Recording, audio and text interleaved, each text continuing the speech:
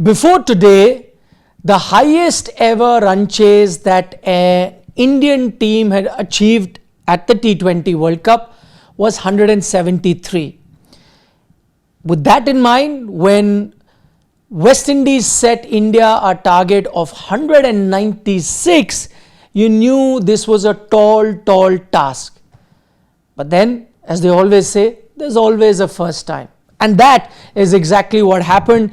India chasing down a record total when it comes to their own history in the T20 World Cup to win the game versus West Indies in what was a virtual quarter-final and qualify for the semi-finals. Up against, they are going to be facing an England team in Wankhede. What that has done is made the semi-final lineup very interesting, because now you have one team from each continent. You've got South Africa from Africa, you've got New Zealand, Oceania, you've got England, Europe, and India, Asia. Truly a World Cup. By the way, all other Asian countries should stand up and salute the Indian team, including an Afghanistan, a Pakistan, a Sri Lanka, because if it wasn't for India winning this game versus West Indies, there would have been no representation of the Asian continent where the World Cup was happening, which is considered a powerhouse, and not a single team would have made it. India have made it there to the top four. This particular win, as I said, seemed very unlikely at one stage, yet I don't think at any point you felt India was not going to chase it. And that was down to 3 or 4 factors which helped India chase this down.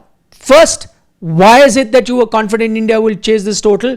This is a smallish ground, really quick outfield. You knew when West Indies was batting, easy to clear for sixes. You always get a lot of sixes at Eden Gardens, and every edge or a decent shot will also go for 4 because it's a very fast outfield. So you knew 196 could be chased. That factor helped. 2, there was going to be dew. We saw there was dew. Would have made bowling difficult, batting much easier. We saw that was the case. It really helped this particular Indian team. And 3, you knew West Indies' stronger suit was their batting. Once you had restricted them to a below par 200, their bowling could always be exploited, and that's exactly what the Indian team did. So all these factors put together, you always knew that India were going to win this game. I'll get to Sanju Samson, but before that, we mustn't forget the credit that should go to the bowling lineup. As I said, in these conditions, we had seen in this tournament as well, 200 being breached rather easily. To have restricted West Indies to subpar 200, first of all, salute to a Jasprit Bumrah. That 12th over that he bowled, picked up 2 wickets. At that stage, West Indies 100 for 1 were clearly looking at a 200 plus total rather easily. Picks up 2 crucial wickets, including that of that danger man Hetmeyer, changes the West Indies innings, triggers a bit of a collapse. And then towards the end, Suryakumar Yadav, I've criticized his captaincy on occasion, but today didn't go to that 6 bowling option, the weak link for India, stuck with his 5 bowlers and saved enough of Jasprit Bumrah's overs for the death. Arshdeep also bowled well, because previously when you tried Hardik in the death, he had leaked runs. You kept Bumrah's overs, and that helped Arshdeep Bumrah towards the death. Also ensured, which could have been 220, was below 200. So firstly, kudos to the captaincy and the bowling at that time. Varun, still expensive, but overall good performance, kept them below 200. That became a chaseable total because of the factors that I had mentioned. But then, yes, the star of the show has to be Sanju Samson. No better story than his. I'll call him Destiny's Child, because remember, it did seem like he was destined to play after he was part of the last T20 World Cup, didn't get a game to play. You thought everything was going his way. He was the first choice wicketkeeper, and he would play just before the World Cup starts, shows a dip in form, is removed or replaced by Ishan Kishan as the number 1 wicketkeeper batter. You think once again he'll get no chance.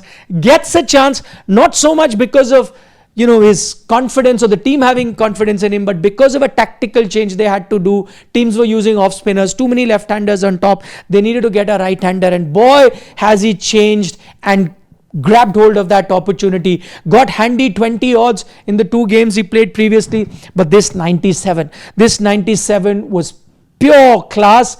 One of the best innings of the tournament so far. And what really stood out for me here was, this was an unlike Sanju Samson inning. Sanju Samson has got hundreds in T20 Is as well as IPL. But every time it was Sanju's day or he got 100 or a 90, it used to be a kind of a batting innings where everything he hit would cross the boundary. He used to be in sublime form. He would keep attacking. Everything would hit the middle of his bat. It would fly over the boundary, and he kept collecting runs at a very fast pace, and bowlers would be slaughtered. That is the momentum he would carry, and he would get 100. Absolute dominance. But this is a very unlike Sanju Samson inning, because this reminded you of Virat Kohli like calculated innings.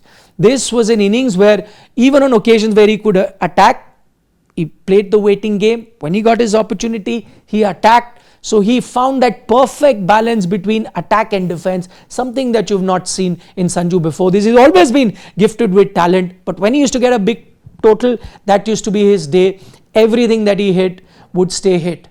But this calculated innings, I'm glad that this innings has come, and I don't know whether it's a coincidence that just about a month to go before he plays his first ever game for Chennai Super Kings in the IPL, and he goes on to play an innings where he takes the chase deep. You know what I'm getting at.